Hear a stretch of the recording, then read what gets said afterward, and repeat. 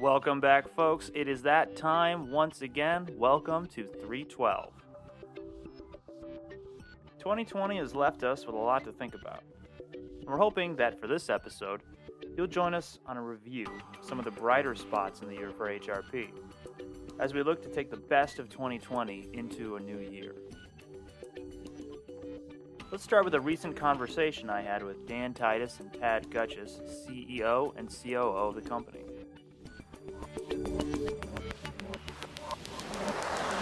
So our projections and our projected profit margins for 2020 looked really good. I remember Joe saying in the interview I did with him earlier that the first quarter was the best in the company's history. Yeah, that's true. So the first quarter of 2020 was, in terms of gross revenue and margin, the best that we've ever had, at least since we've been keeping those records, which goes back quite a way.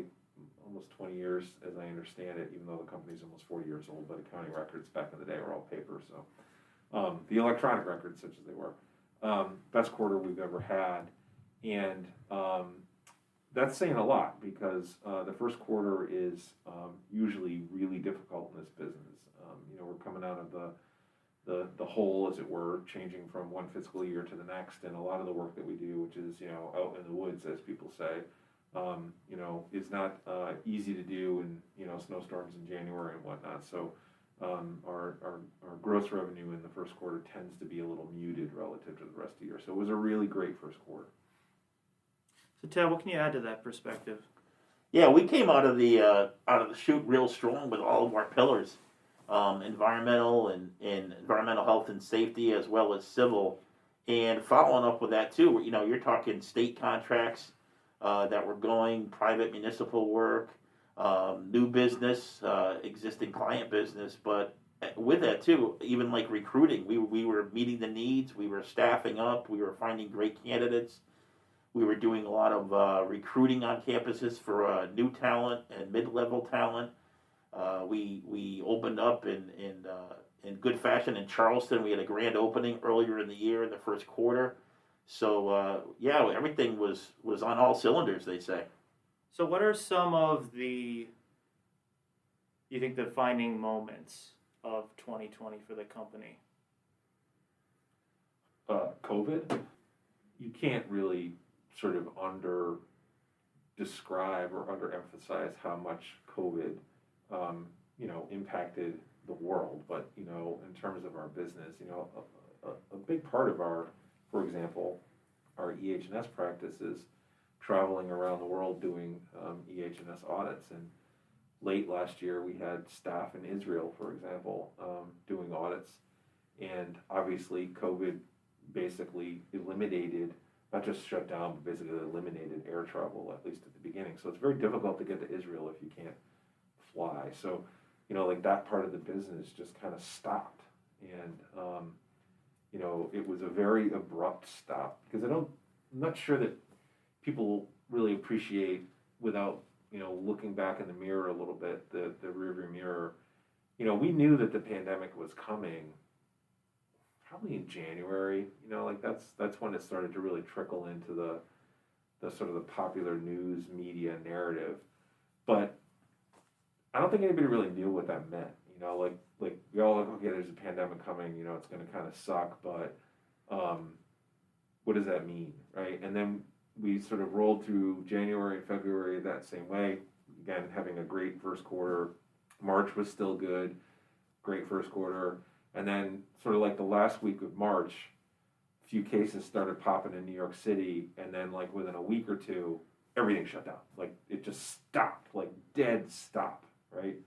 So there wasn't even really any time to plan into that. So that sort of cliff, if you will, that we just sort of fell off, and everybody fell off, but that cliff that we fell off was a really dramatic, almost instantaneous change in our business life. Yeah, without a doubt. I mean, the first 2 months, people didn't know what COVID was, where it was, how you got it, what to do, what was restricted. It was all an informational stage. And the one, a moment that we have that was, I would say, defining was we settled down and took a breath because we realized we were already in this space. Maybe not chasing COVID and a little funny looking bug that comes with it, but the spill down the road, a rail car overturning, things like that. But we just took a breath and said, we could do this. And at the same time, infrastructure-wise, we were set up. We were already working from home. It was honestly a blink of an eye from a Friday shutdown to a Monday. Our RT department had us up and running, which was amazing. And a defining moment, we really didn't skip a beat as far as functionality. What we miss is exactly what Dan said. A company that works in 46 states and 14 countries, that gets shut off. So then you got to figure out a way to use technology to do it. Because we were an essential business, some folks were essential themselves and they needed us to keep their business running. So we honestly did it the old-fashioned way, like the commercial, except we got in cars and traveled. So our defining moment was having an on-call staff of folks that were deployable at the ready from all offices, just by a vehicle, as opposed to airline travel and things. But it was a refocus.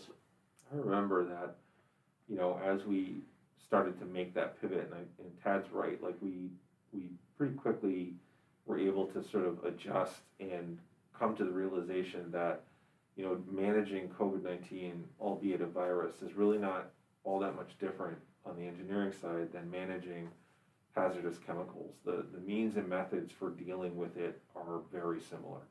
Once you get it, the medical manifestation of a virus versus a chemical exposure could be very different. But really, the side that we're working on is preventing you from getting it or from having the chemical exposure. And so, before that threshold sort of exposure event, what I'm saying is that the means and the methods of, eliminating or abating that exposure hazard are sort of the same. So once we got comfortable with that and realized that, there was a space for us in this moment, we just sort of started to lean back into it. But I remember driving up to New York.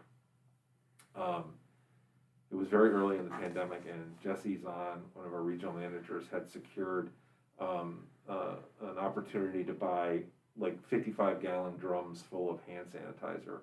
And nobody was shipping anything at that moment, so we had to go get it. And I have a pickup truck, and I was like, all right, I'll go get it. So I drove up to New York, and I remember on that drive, like it was like a Monday morning or something, and there was like nobody on the highways, and the cops were like all parked on the side of the road, and nobody cared. It was like the beginning of the end almost. It was like this dystopian kind of crazy moment where it could have been like the lead into like a zombie movie, and it really kind of resonated with me how radically things had sort of changed in that moment.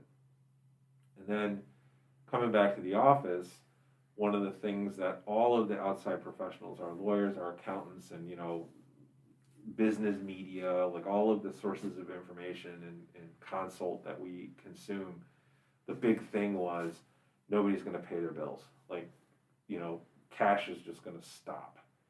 And I don't think that probably most people who don't run a business appreciate how close to the edge a business generally is. You hear about things like Microsoft and Google that have, billions and billions of dollars in cash reserves. That's big business. That's like, Fortune 1000 kind of stuff. The Main Street economy is not like that. And we're not a small business in this industry. We're a medium-sized business. But even as a medium-sized business, we have some assets and some reserves. The movement of money through our system is really critical to being able to keep the lights on and keep people employed. And I remember at the beginning a lot of sleepless nights because cash did just, the bottom fell out. Like people just stopped sending money that they owed. And, that was sort of supposed to be the norm. But we were able to cobble enough together, and then things started to normalize a little bit, and it loosened up, and we stepped on expenses real hard. And after a period of about probably 60 to maybe 80 days kind of thing, we kind of stopped, like the fall stopped, and we kind of hit a bottom. Looking back at it, we kind of hit a bottom, and that bottom was above disaster, and it kind of stuck there for a while, and then it started to feel like we weren't actually going to go any lower, and that was the bottom, and then we could start to sort of climb out of it. And I think, for me at least, July was probably when that happened, and my personal confidence started to really turn on the idea that, okay, we really can do this, not just from a professional perspective, but as a business, and that we're gonna be all right. We're gonna make it through this. I think it was July, but before that, not gonna lie, rearview mirror, a lot of very sleepless, nail biting nights trying to figure out how to keep it all on the rails. Is what I'm trying to say. Did you have a similar experience? Oh, absolutely. The first quarter was booming, and it really, I think the whole year can be broken down actually into the fiscal quarters, because that second quarter, everybody was figuring it out. People were holding cash, not getting cash. I have cash. What am I doing? What are you doing? And it was, every 2 days we were getting different information. We were having bi-weekly meetings with the company, letting them know what was up and what we were doing. And it seemed like everybody collectively, as a whole economy, I think, started to kind of not hyperventilate as April and May, and they started calming down a little bit. Jan's right. When it became kind of the 4th of July is when things started to kind of rebirth and really explode. Maybe it was everybody said, hey, we could do this. The weather's warm. Let's get outside. We can handle this stuff. And then it really started to turn. Now, with that, we just didn't kind of let things happen. We were constantly pivoting to move into the sector of helping people, because what we saw, Dan makes a great point with that story about the 55-gallon drum of hand sanitizer, because you couldn't get stuff. People didn't understand what this was, because we talked to people about high hazard chemicals, respiratory protection, things like this. But we also felt an obligation that people needed to be safe with the supplies to do it. And unless you were a business or an essential service, you couldn't get this stuff. You had a company who knows what to do and how to get this. And we actually had to go search for a 55-gallon drum of hand sanitizers.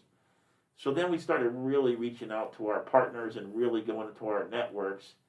And I think when everybody started working as a bigger team, if you will, is when everybody kind of settled down in the economy and it started to kind of breathe a little bit normal. Not saying it was easy by any means, but at least you got 2 hours of sleep.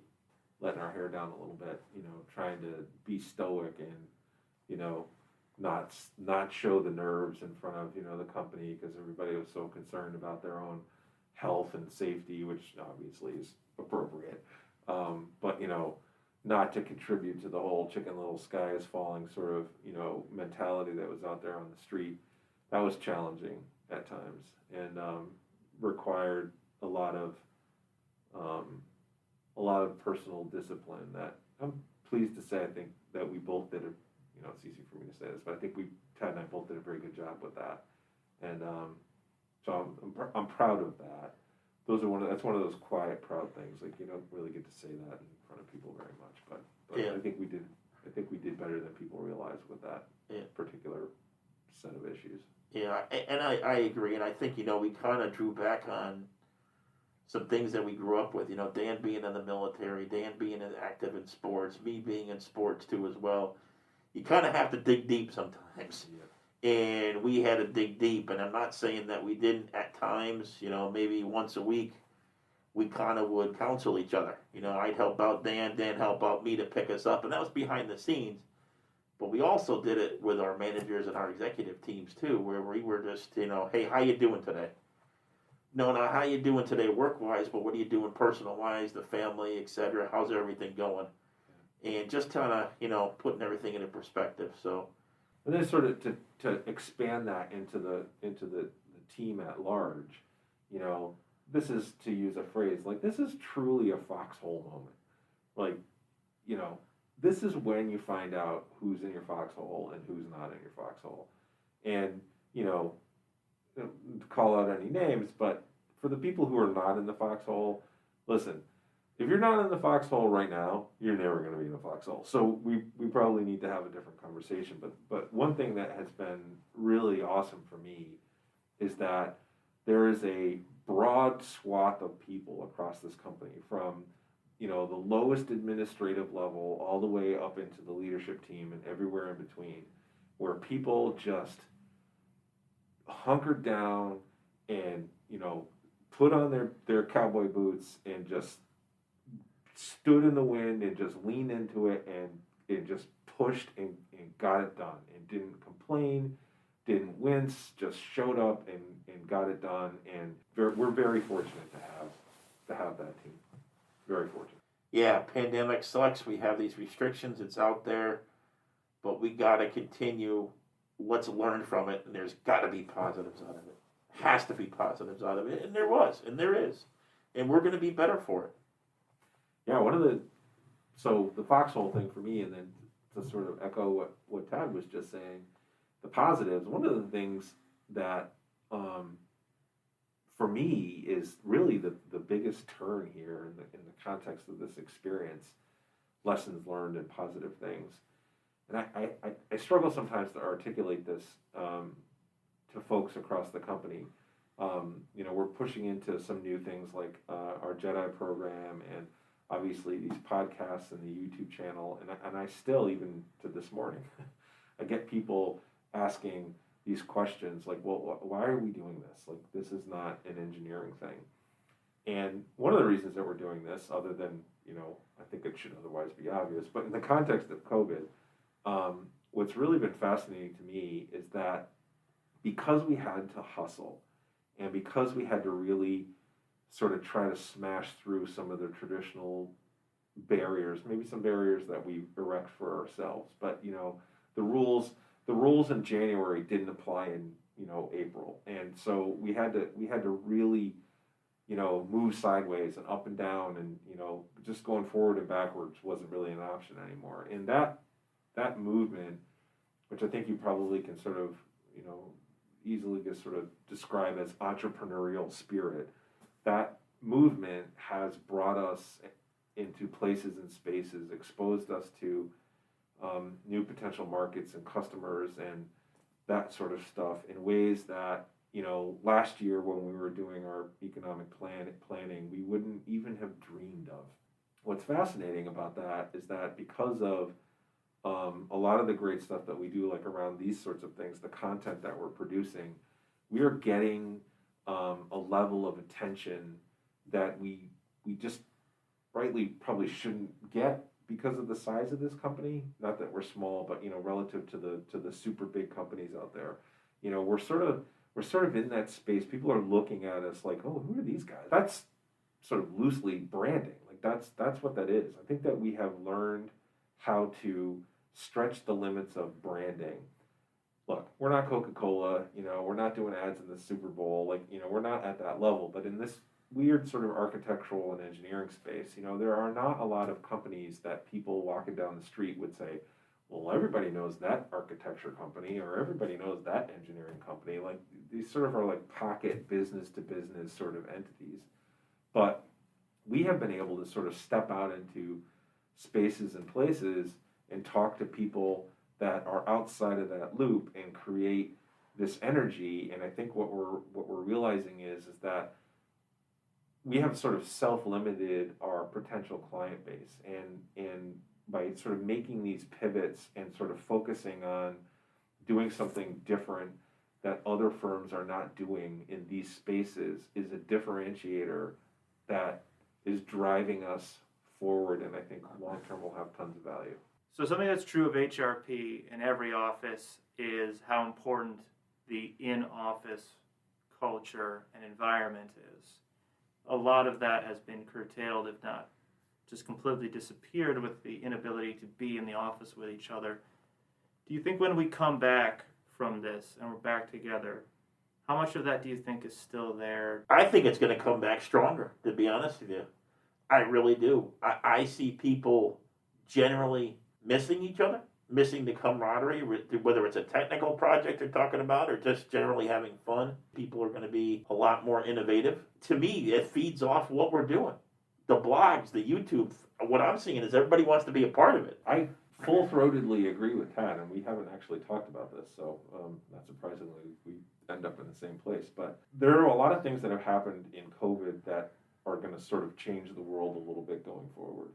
But so maybe the acceleration to more online meetings and less airline travel and stuff like that. Maybe that's a thing, and those are fairly narrow spaces and narrowly defined kind of businesses. At the end of the day, people are social animals. People are social animals, and they need that interaction. People who worked at companies that had poor culture and it wasn't a friendly working environment, and people got up every morning and were like, "Oh, I gotta go to the office."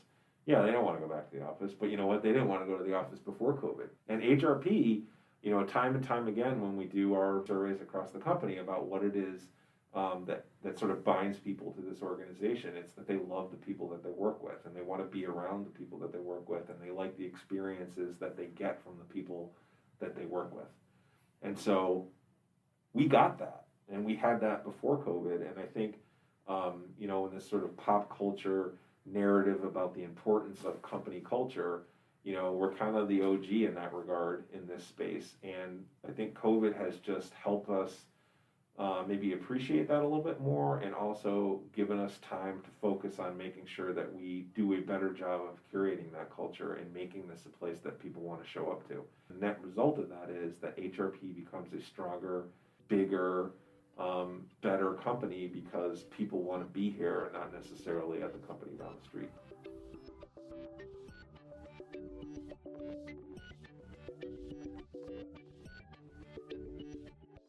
We've had quite a few people who've had big years in 2020. Let's hear from a few of them now. My name is Maurice Ayamba, and I've been with HRP for a little over 1.5 years now. And what I do with HRP is I'm a member of the EH&S team, and I do a lot of health and safety stuff. But precisely, my main focus is the industrial hygiene side of the house. So I do a lot of asbestos inspections. I do a lot of compliance issues with OSHA, where I have to do exposure assessments of different kinds of hazards, be it chemical, biological, physical hazards like noise, ergonomics, develop safety programs, HAZFORM programs, and just about anything that has to do with improving the general safety and health of workers, of our clients. And so, what's your year been like this year? I mean, everybody can say it's been a challenging year, but I would say it's been a year to learn and grow despite all the challenges we faced, because sometimes I got slow, sometimes it got busy. When it was busy, it was really busy, but I wouldn't say personally I've been really slow, because the things I do, I mean, health and safety became a big thing this 2020 with COVID-19 and everything. I mean, those who never talked about safety, you heard them talking about putting your mask on, staying safe. Safety has been the key word all through this year, so I've been quite busy. And what were some of the bigger projects that you've tackled this year? The one I really like to talk about is the one which was directly related to COVID. So I left North Carolina for a week-long audit. My manager called me and said, "Hey, we have somebody, they have an outbreak, they are shutting down. They need us to come assess, workstations to make sure nobody's been exposed from, surface contact and, things like that." So I came back home on a Friday. Saturday, I booked my flight, and Sunday, I found myself in California for the first time. So I had to go into this plant, and I swabbed the surfaces, sent all my samples to the laboratory, and that's when I began to realize, COVID is real, because I actually had some samples that came back positive, and I was like, interesting. So that's just one of the big ones. I've had quite a few big projects I've worked on this year, but that's really the key one, because it was the first time with all the research and changes and new things coming out about COVID, but that was a big one for me. So you feel like it kind of changed your perspective on things for the year, going through that process? Yeah, I would say, first off, things are discovered every day. From the start, they say COVID is this. The next day, when they find out more about COVID, they bring out more recommendations. So when I actually did the surface sampling and I had samples that came back positive, I was like, oh, interesting. Like this is something that people need to be aware of. I felt like the things I do were really valuable. That's when I began to understand, I did a good job and it's valuable what I do with HRP. Yeah. Kind of how did the year start for you and where has it ended up? On a personal level, it started just like every other year. I hopped out, did my things. COVID came in, with 6 feet distancing. Since I do a lot of employee exposure assessments, I have to put sampling trains and pumps and sampling media on them. We had to devise a better way to do it, a safer way to do most of those tasks. So it's been a lot of learning and personal growth, I would say so. And I would say I've learned quite a bit working from home, trying to, stay focused while working from home, not being burnt out and things like that. Yeah, thank you so much, Morris. I really appreciate your time this morning. Anytime. I'm Jessica Kruzak. I am a senior project manager with HRP Associates. I also have been serving as a contract manager for the DEC contract for the state of New York. It is an on-call engineering services contract, which basically means we're a pool of contractors for the DEC. And when a project comes up that they need assistance with in an engineering capacity, whether that be site investigation and remediation, or shoring design, excavation, sampling, professional services in terms of, expert analysis of something or another, whether that be water sampling or results, dealing with the public at large. We have a contract sent to us and we do that work in short order, typically. The projects come through and within 2 to 3 weeks, we're out there doing the work. All right. So this has been a big contract for HRP. What has it been like for you running the show there?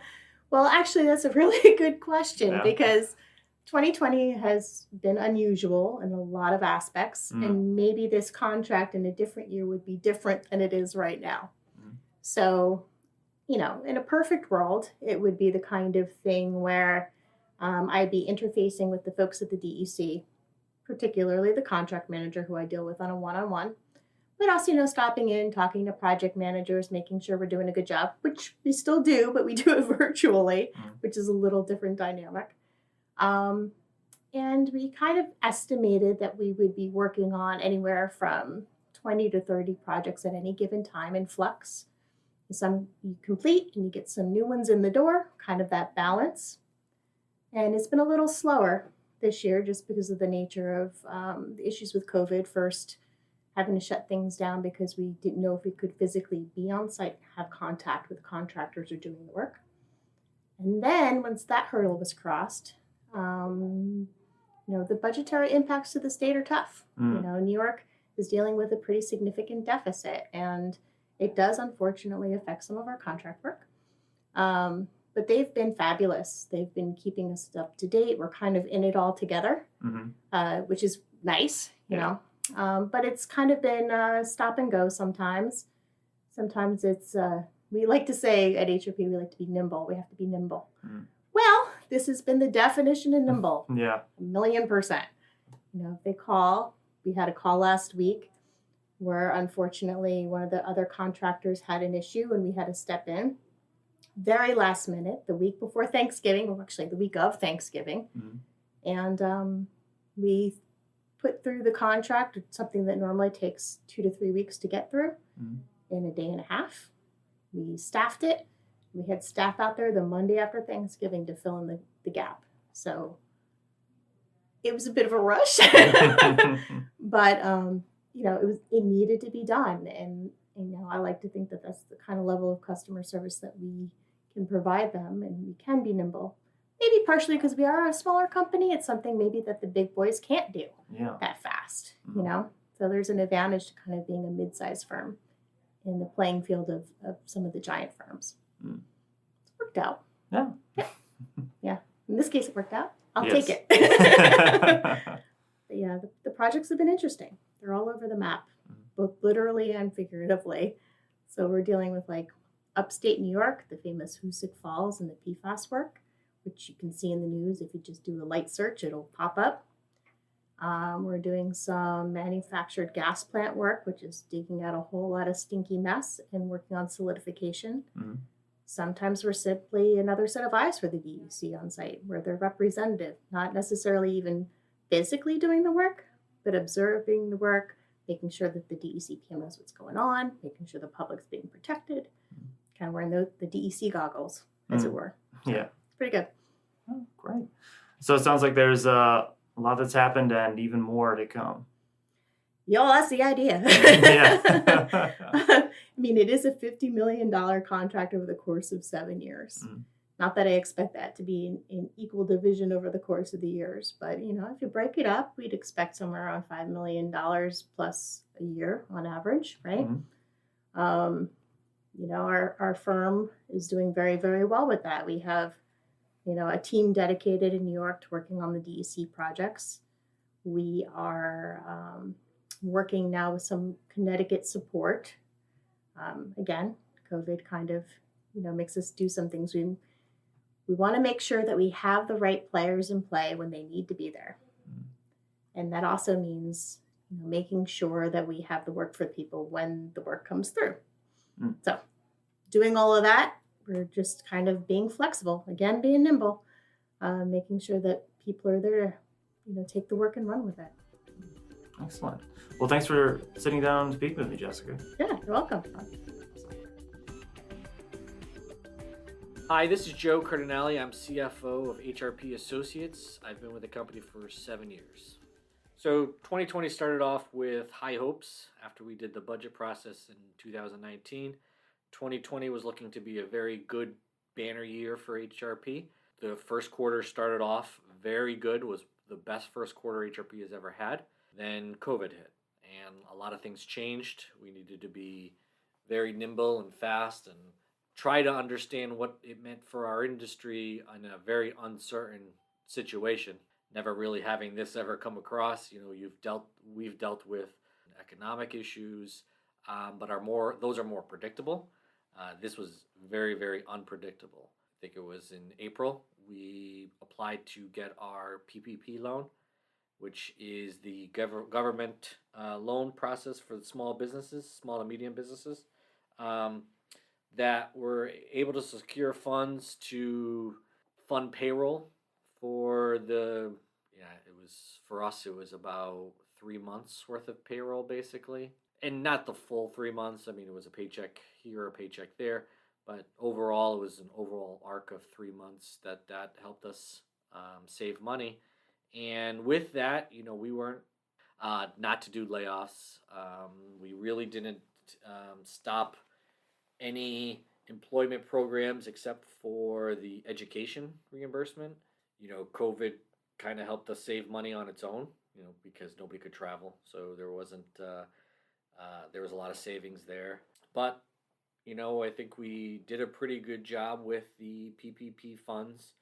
Got us through the summer, fall. Work really did pick up. It was a lot of delayed work. There was about a 10 to 15% of overall reduction of work, but for the most part, most of that work just got pushed to third quarter, fourth quarter, and we've seen that.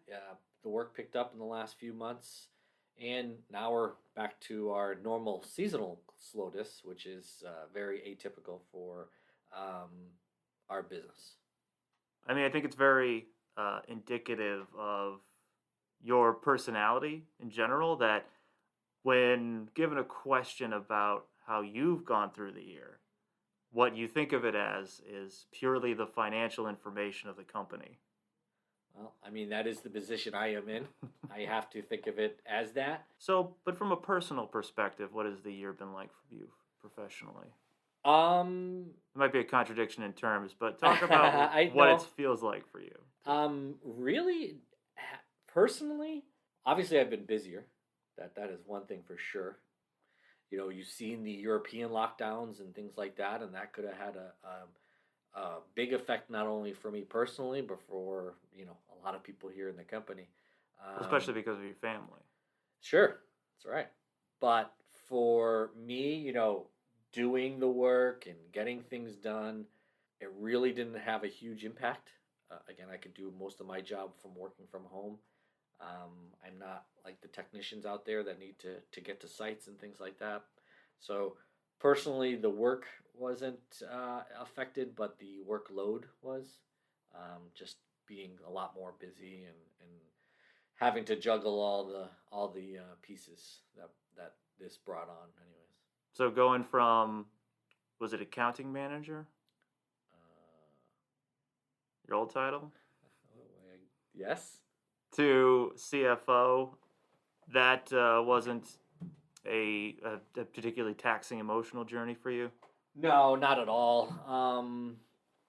In the last year or so, I pretty much was doing the CFO duties as it was. Just didn't have the official title. That actually did come during COVID. That title was switched over, I think July 1st. So really, that was just a title change, and no real duties change. All right. So I would say that's Joe by the numbers. If you would like to maybe hear a little more about Joe's responsibilities as CFO, you can check out our video on the YouTube channel about HRP's new CFO. Joe, thanks for talking with us today. Thank you.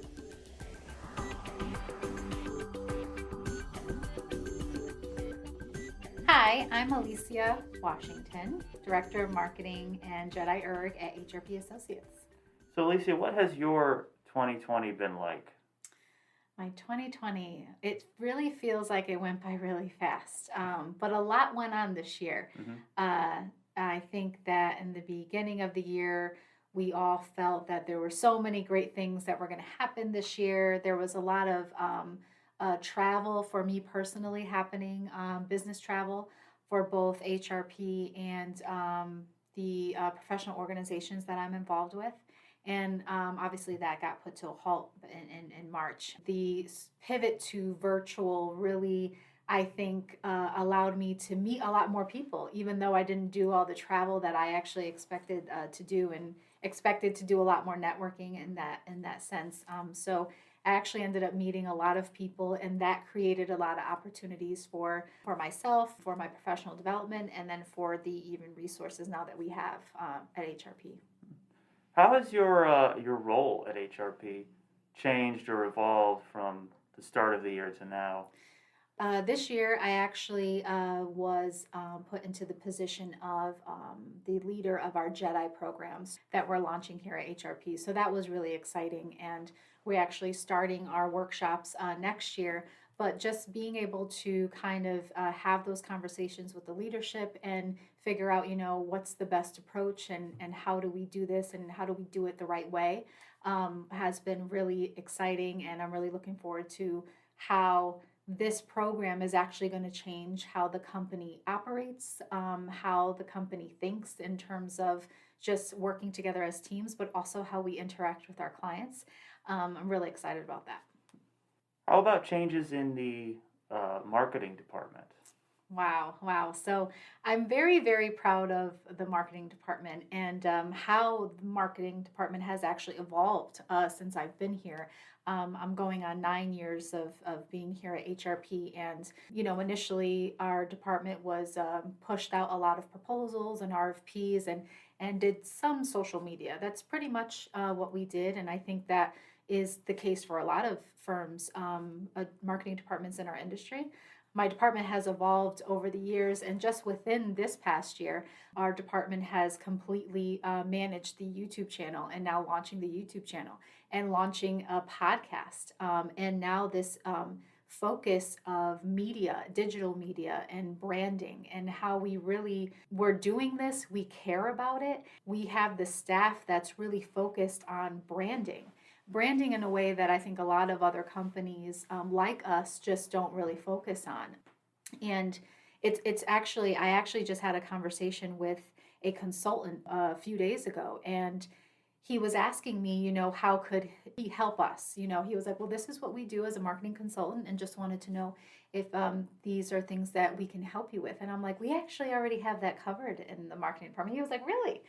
So that was really cool to have that perspective of, wow, you guys are really doing big things over there. So I think this year we really nailed down what we want to do as a company in terms of marketing. We want to differentiate ourselves in terms of how we market, and I think that we were able to solidify that this year.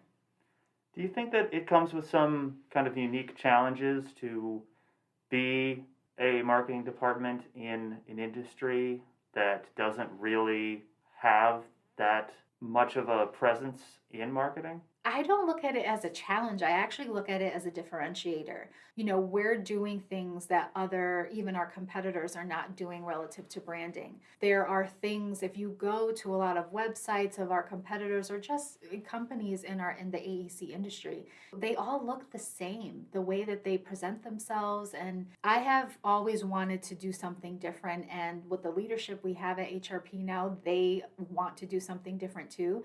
And they empower me, and which then I empower my team. And so I really think that having that strong leadership and having that creative leadership really has really helped us in a way. So that way it's actually not a challenge. It actually, I think, makes things a little easier because we're doing marketing in a way now that just makes sense to us personally, instead of like trying to fit, oh, well, we have to market this in a way because it's a service. It's like, we can just brand ourselves, brand us as to who we are, and brand us as to how we're going to treat our clients, and really just committing to our mission statement. So it's actually hasn't really been a challenge. It's been pretty exciting.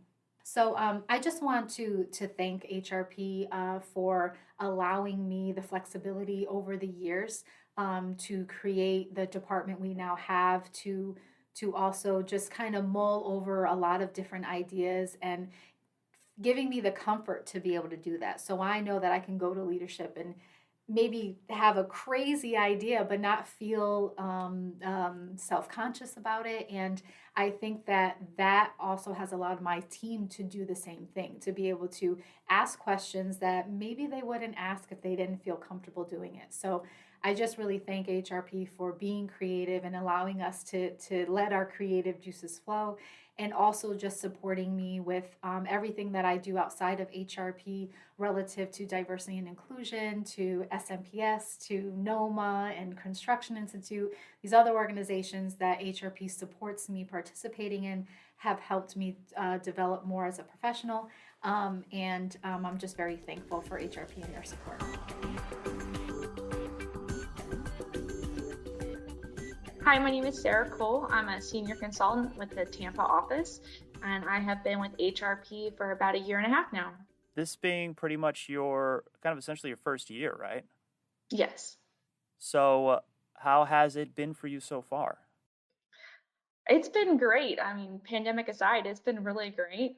I've thoroughly enjoyed not just getting deeper into the environmental industry and honing my craft, if you will, in the environmental world, but I've also enjoyed the people I work with, because that makes your job more enjoyable. Like when you look forward to going to work because of your coworkers, that makes it even better than just liking what you do, which I do love what I do. Now you've been kind of traveling all over the place in this first year, is that right? Yes.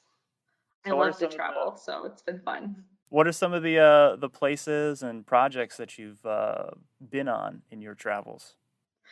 Probably the biggest project I worked on was a hazardous waste removal project in Atlantic City, New Jersey. So I got to fly out there, so that was pretty cool. I've also been in Nashville working on an oversight for an asbestos abatement job with some air monitoring. Done that as well. And then I also did a hazardous waste inventory up in Pennsylvania. So those are the main areas I've traveled. And then I've just done local stuff around Florida with mostly phase ones and then some like asbestos surveys. So what is all that travel like? Is it exhausting? Is it exhilarating? Like how does it affect you? Me, I find it exhilarating. I thoroughly love it. I love it from the just the, ooh, I get to go somewhere, to the actual, the packing, the traveling. I enjoy the airport process. Like, I love it all. I love, my favorite thing like in a plane is to look out the window, and I love seeing where we're going, and I love just trying to figure out where I am in the air. Mm. So for me, the whole thing's exciting. What are like the actual sites like? So it sounds like some of them are pretty large scale. The bigger projects are mostly they're more like more commercial sized projects. So like the one in Atlantic City was like a 37 floor building. In Nashville, that project was an apartment complex. So like not just a unit, like the whole complex. So maybe not like a 2-story tall, but like 15 buildings kind of thing. So large in that aspect as far as like square footage over like in several acres and stuff. So like I would say large when it comes to like size of the building, but also duration of the projects as well. What are like the interiors like? Is it weird to be in like a 37-story building where there's nobody in there and what, like the place is just gutted? Yeah, that was weird. Except when I was in there, it wasn't completely gutted. It was like partially gutted, which was interesting. But yeah, it's kind of I'm kind of eerie in some ways when you're in a building that's like there's nobody there, like you and then like whoever you're working with. Because on these big projects, the nice thing is you're never alone. So they always make sure that it's like a buddy system in place. So it's kind of like weird because it's just you and whoever your partner is. You're walking around doing whatever your task is, and there's like nobody else there. Because normally, if that building was in its heyday, there'd be other people there kind of thing. So it's kind of like walking through, it almost feels like a haunted like structure. Yeah, it seems spooky. Now, obviously, kind of everybody's year is not what they thought it was going to be since January. When you started at HRP, how has how have your expectations for what you thought your job would be, how different are those from what it's been so far? Well, I think for me, when I first got the job, I figured I was going to be mostly just doing like due diligence, so mostly phase ones and like the occasional like asbestos like surveys. So I didn't think I was going to do as much like traveling as I got to. I thought maybe I'd have to be in the company a little bit longer before I got to travel. So, like I said, for me as a person who loves travel, that was really exciting for me. As well as I've enjoyed. I didn't think I would be working as close with the other offices as I have. So I thought I'd mostly just be working with the Florida office and that's it. But I've worked with people from Connecticut, South Carolina, and the Missouri office. So I think that was a really neat experience to get to work with people that you may see their name in an email, but like you don't get to meet them in person. So that was something I didn't expect, to meet as many people within our company as I have. Cool. Anything else you want? I'm gonna cut this part out. I just figured I'd ask if there's anything else you think might be cool to throw in there. Um, I mean, this could be segue into your 312 thing, but I've loved the 312. Like Mm. for my favorite thing with like the 312, once we started doing that, is I've been able to like this is like a way of me meeting you and like getting to know you and then several other people on like the 312s.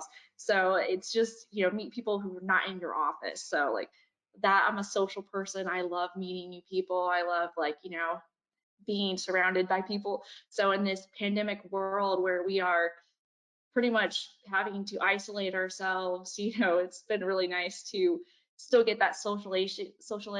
I can't even talk today.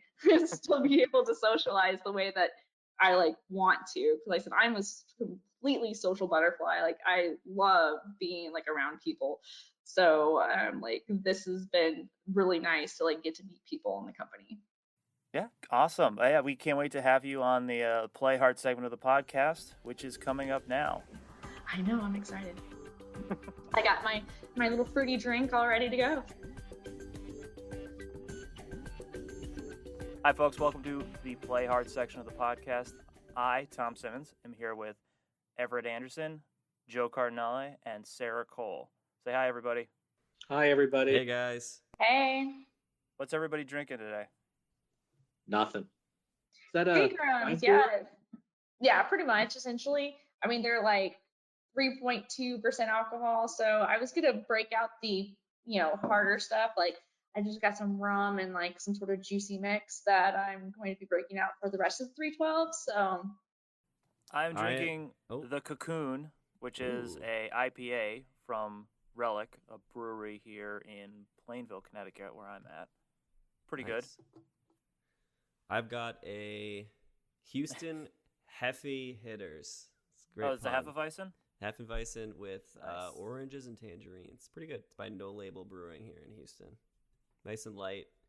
I was going to grab a Bud Light, but I wanted to fancy it up a little bit. Those of you listening can't tell, but Sarah's cat wants to be on the podcast as well. So it keeps coming up, walking on the keyboard and staring into the camera. Thinks it's a video podcast. What's going on? Hey, Hey. kitty. say hi, Loki. Say hi. Oh, Loki. Yes. Oh, are we talking about that today? Yeah, oh, definitely. That looked good. Well, I saw a really interesting thread on Twitter about why cats get on your computer while you're working. It's because they like to mirror behavior. And the way that you can prevent the cat from getting on your keyboard is if you just get another laptop and put it next to you. The cat will go over and sit in front of the laptop to try to mirror what you're doing. Oh, I So should try that's- that. And that's funny. There's the same thing with kids. Like little kids will use. I could not get the kids to not play with a fake phone. They had to play with this phone. Drove me crazy. Same thing. Kids and cats. I think it's Kids like a and basic cats. animal instinct when it comes to learning is to just mirror the behavior of. Yeah, monkey see, monkey do. Yeah, exactly. I did see that clip from the Loki trailer where I guess they're gonna have Loki be. Be DB Cooper. Yeah, dude. Yeah. DB I love Cooper is that. like the coolest guy I think ever. Does anybody here not know who DB Cooper is? Is that the? Isn't the No, I guy don't who know. like jumped out of an airplane with like a bunch Yeah, of money, that's- like in that's the what I 70s thought it or was, too. something? Hijacked an airplane, demanded some money, they gave it to him, and then in the middle of the flight to escape, he just jumped out of the plane with a parachute and was never seen again. Did you guys see the thought movie they- Without a Paddle? Yeah. That like the four guys were like on a hunt to find like DB Cooper and like his money and then like the money and stuff. That was a funny movie, by the way. Yeah. I remember seeing that movie, and for a good 10 years, I was like, that's such a good movie. And then I was like, wait, DB Cooper's real? But yeah, it's. So going back to the all the Disney shows and stuff, I feel like it's funny. Since we last talked, we were talking about how basically Disney has no, like, the Disney Plus is great and all because it has all of, like, the content or whatever, but in terms of original stuff, it's pretty lacking compared to other stuff like HBO and like I think they said over the next 2 years there's gonna be 10 Marvel shows and 15 Star Wars shows. That's what I heard. Tom can't wait. Oh my god. Well, Well, they're a very limited, family-oriented thing, you know? but I think they're gonna change from that. I think they're gonna create an adult, like 18 plus version that'll have like all the Fox properties. They're gonna throw that to Hulu. Oh, really? Like Deadpool and stuff like that. They keep buying more and more of Hulu. I don't know why they don't just combine them into one. Yeah, why would they need to rebrand Hulu? To just use Yeah, because Hulu? you can also get like ESPN Plus and stuff like that with it if you combine them all. We do it all separate. Well, I think they just need to rebrand it to make it more that it's Disney. I don't think many people know that it's even Disney owned. Well, I heard today that they're apparently going to rebrand HBO Max already. Oh, What? No. that's stupid. I Does Warner Brothers own HBO? yeah, Yes. Time Yes. Warner. Mhm. I mean, I'm just reporting the news here, guys. Don't shoot the messenger. Yeah. Yeah. Say one thing. Ew, no. I think the cat is looking at Everett. I know, I think. I think it's literally. No, I'm I not. have headphones in, so you can't like even like. There is a dog behind me. I don't know if you I think can he's see. just watching the screen. Oh, there it is. There it is. So I feel like, even though I'm not a sports person, that I would be remiss to not get you guys started on the sports talk since I believe the three of you are sports people. No, can't tell by my screen at all. You can't see right now, folks, but Joe looks like he's in some hallway in Gillette Stadium, but it's actually just whatever den he works out of. Just my basement. Don't forget the Patriots hat on too. A little more to the right, there's the Red Sox part, Liverpool stuff up there. If I could put another door on here, it'd be great. But I'm stuck in here now. Wall it off. If I could have another soundproof wall right there, that'd be perfect. All right, sports talk. Go. Yeah, the Patriots are stuck in this year. The Chiefs are killing it. So, I'm hoping to go back-to-back Super Bowl champions. Is my plan. It looks good. It does look good, especially since the Steelers lost to the only team without official name. So I think was the very happy Steelers with were that. the worst, and if Sean Malin was on here, he'd be really mad. But I think the Steelers were the worst 11-0 team I've ever seen. I think they just got lucky. They got no good running game. I mean, their passing isn't great. I mean, the defense is pretty good, but still 11-0 on just that defense. I don't know. We take you now to Sean Malin for the rebuttal. So Joe said that, huh? Worst 11-0 team? Are you kidding me? The dude is critiquing excellence? Now there's good undefeated teams and bad undefeated teams? The only bad undefeated team I've ever seen was the New England Patriots when they lost the Super Bowl the year they went undefeated. Put that in your pipe and smoke it, Joseph. The Raiders really fell off, though. That's for sure. Hey. I was happy about that. Hey, they won last week. All right. All because of the Jets defensive coordinator. Oh, that's right. Oh, man.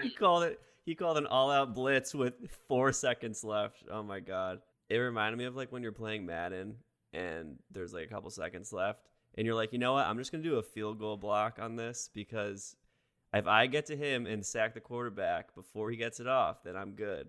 And there was just no one back to cover that guy. Oh. I don't know. They've been a weird team. Raiders have been a weird team all year. I feel like they're one of those teams where you get to the playoffs and you don't want to play them. But at the same time, I'm like, as a fan, I'm not super confident in them. So I've always hated the Raiders, but then again, because I grew up in Kansas City, so, you're kind of bred to hate. Sarah brings up I agree with that. a cool topic, and Tom will be able to chime in on here because he is semi a Red Sox fan. But it's funny how there are certain teams that we were bred to hate. And as a Red Sox fan, you had to hate the Yankees. You don't see it too much in other sports. Like, as a Patriots fan, even when they were really bad, I didn't hate any other team like I hated the Yankees. So in Kansas City, was it a true hatred for the Raiders? Yes. See? Yeah. Yes. I mean, they call it Raiders Week for a reason, but yeah, no, it's like you hate the Raiders. And it's like, it's funny because every once in a while when you're driving around Kansas City, you'll see like a few vehicles that'll have like Raiders stuff on the back, and it's like, and they'll have Missouri plates. So it's like, why don't you have broken windows, flat tires or something? I mean, like, it's like, no, you have to hate them. If you're a Chiefs fan and have been a Chiefs fan, you have to hate the Raiders. Yeah, it's funny because, in baseball, you root for two teams, the Red Sox and any team that's playing the Yankees. I feel like the one thing that's happened with sports is there's so many of the athletes, like you said, are not like really loyal to their teams anymore. Mm-hmm. It's a lot of like, I'm going to go here so I can prove that I can win a championship, but I don't care about the city. I care about me and my legacy. Like, that's like, I feel like that happens so often, especially with these sports where guys are making, $300 million. Well, when you listen to like their interviews, like post game, and like you have like some players, and there are a lot of players who won't talk about themselves, and they'll talk about like, well, the team did great, or they'll give credit to other people and the people who made good plays and whatever, to the coaches and whatever else, and they won't even talk about themselves. Then you have the players who are like, oh, I did good, I did this, I did that, and we did this because of me. And I hate those interviews, and and I hate some of those guys because I'm just like, seriously, you weren't the only reason you won. It's like there are other people who helped. Like, why not give them credit too, versus like, well, I did this kind of thing. And some of them will talk in like third person, but luckily not too many of them because that's really annoying. Yeah. Football seems like the worst to be like that in too, because it's like your team has like 400 people on it, and you needed all of them just to get on the field. Did you watch Mandalorian yet? Today's? I haven't watched the new season yet either. You haven't watched any of it? I watched the first season and loved it, but I haven't watched the second one yet. That's like my weekend plan is to get all caught up. So I wish I had all those episodes to watch for the first time. Well, that's one reason why I as much as it's fun to watch it the week it comes out, but then you're like for a whole week you're like, I must see the next one. Mm-hmm. Now I get to binge it. Yeah, I have a lot of friends that do that. Backtracking out of Mandalorian just a tiny bit before we get into that. Wouldn't you just kill to be a kid and never seen any of these movies? No Star Wars, no Marvel, no anything. And you could just go one day when you're old enough and you're not scared of them anymore, just go crazy. Just like I couldn't imagine. I could do it with my kid, counting the days. Ugh. Gonna be so lucky. I'm mad now, and it's because he's 10 and he hasn't done it yet. And I'm like, come on, what are you waiting for? And then he's gonna watch it and hate him, and I'm like, dang it. And he does like Marvel. Marvel's a big Marvel kid. He's gonna want to go read while you're watching Star Wars, and he's like, this kid. I took that away from him. I think though, kids at this age are all about spectacle. You know, that's why he loves Marvel and DC and those movies. If I start him off with one and how bad it looks, and honestly, some of the acting is pretty bad too, it might turn him off that fast too.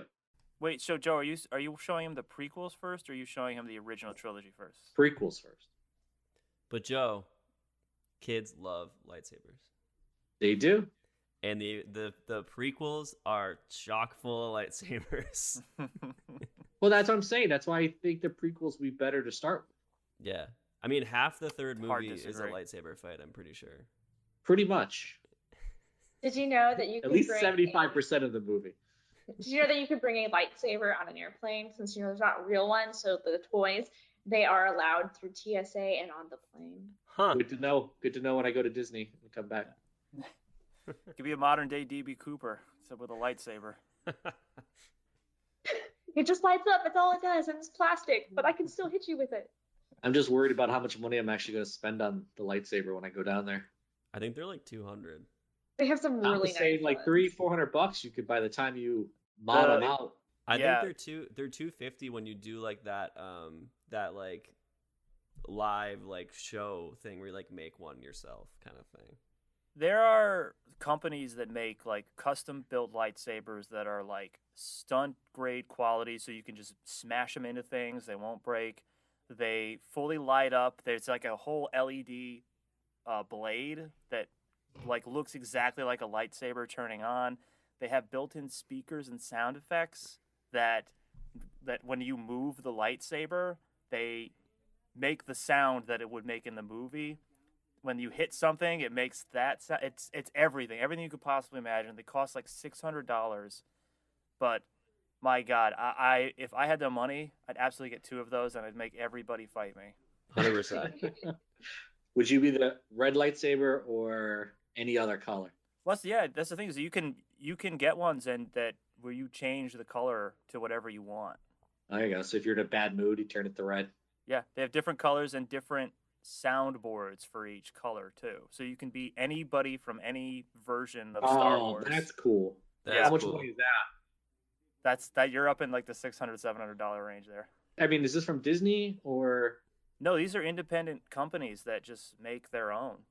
I think Saber Trio is like the one that has. Tom's really done a lot of research. Well, yeah, I was gonna buy one of these for like a Christmas gift for Joe. Oh, I thought you were gonna say a Christmas gift to yourself. No. My original He's gonna plan get one was for to Joe, have... get one for himself, and then this would be a YouTube video they would put up on our YouTube channels. Well, Tom was like, "I'll buy you one if you buy me one," basically.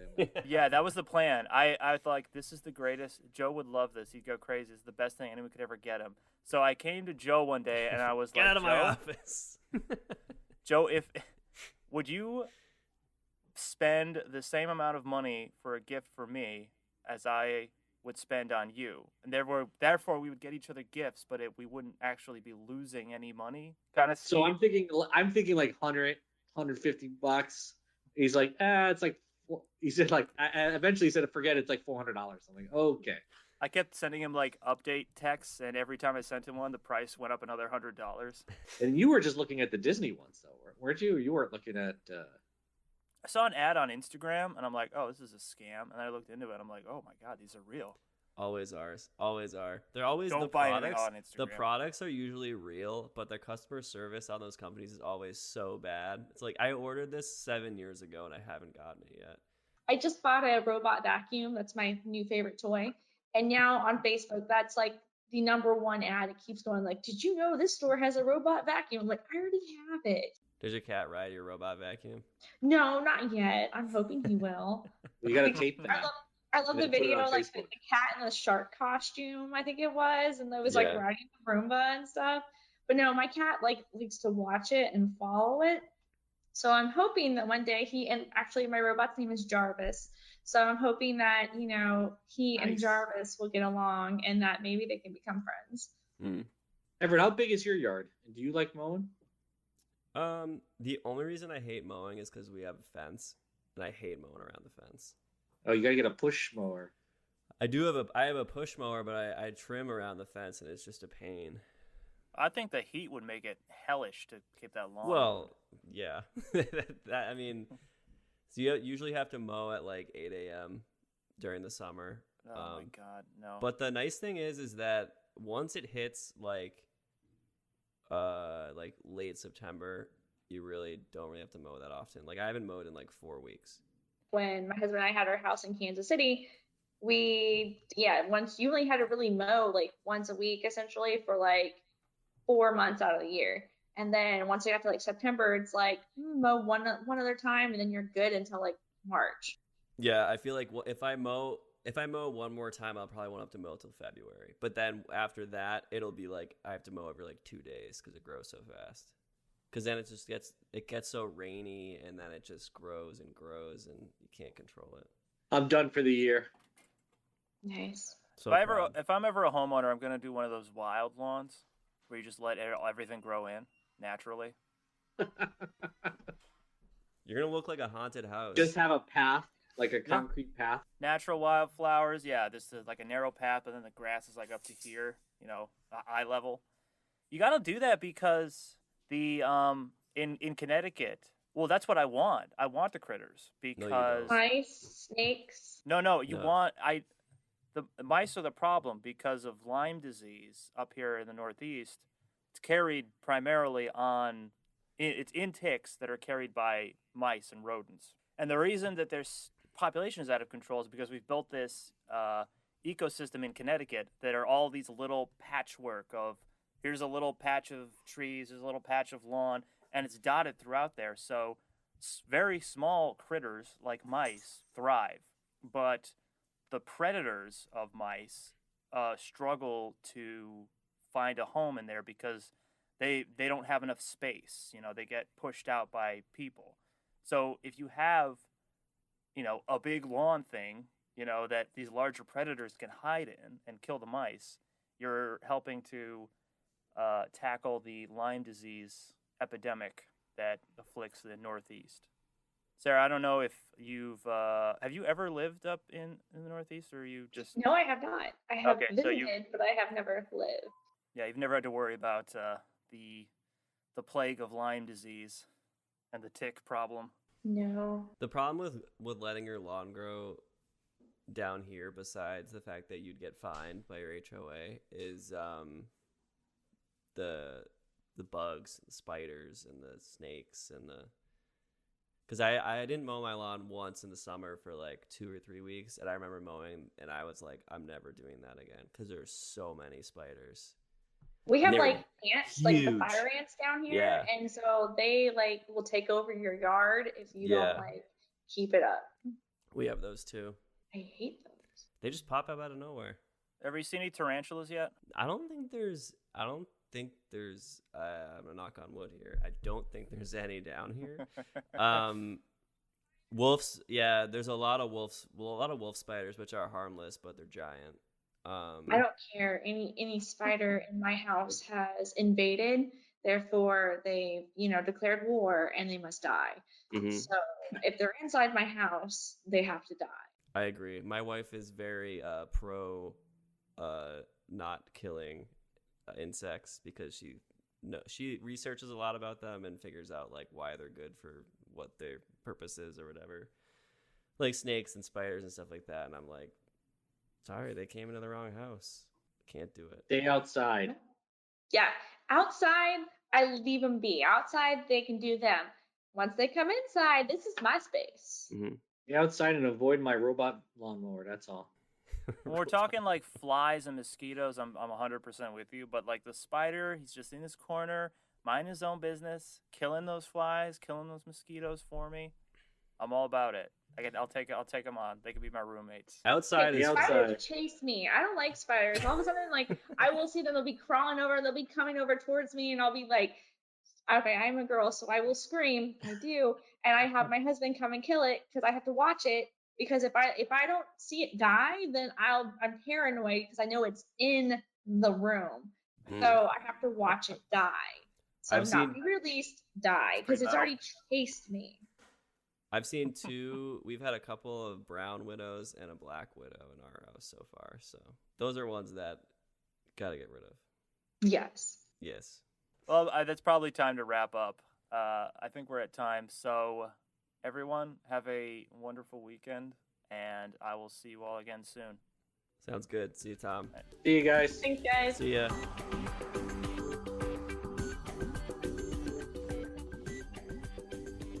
So what do you guys see looking forward for HRP in 2021?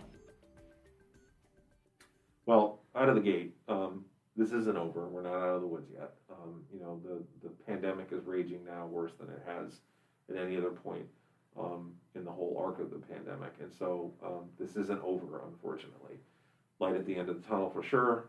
I've been saying internally, anybody who will listen to me, I think April is kind of the breakout month. I think that's when things are going to start to change. That's probably a whole nother discussion about why I think that, but just take my word for it. I think that April is the month. So we got to get from here to April, and that's some period of time. But I think that personally, once we clear, that time frame and people are flying in airplanes again and going to Israel and doing audits and all that sort of stuff, I think that the business is well positioned to really have a boom moment.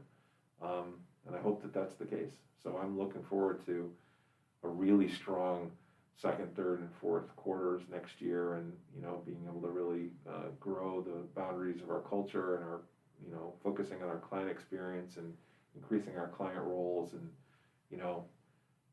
doing HRP. By and far, people like to spend money.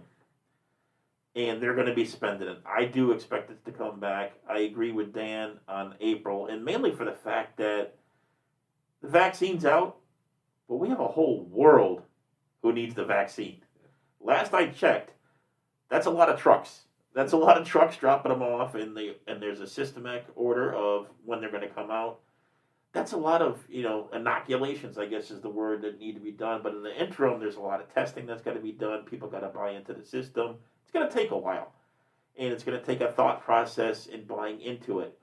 I'll go back to, honestly, it's no different than what happened during the AIDS epidemic.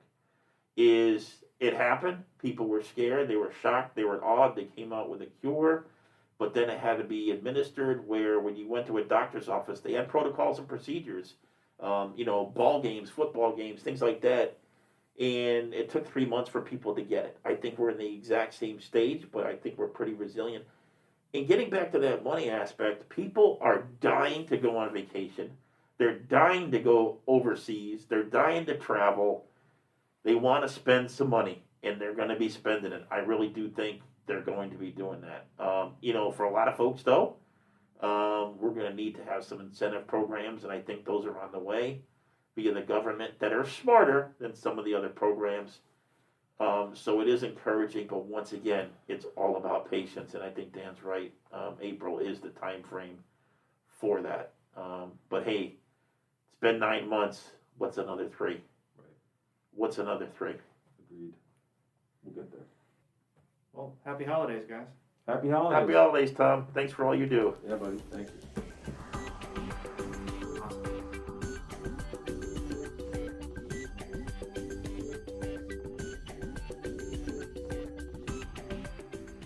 Keep an eye on this feed and on HRP's official YouTube channel for a new episode of the podcast, the last Wednesday of each month.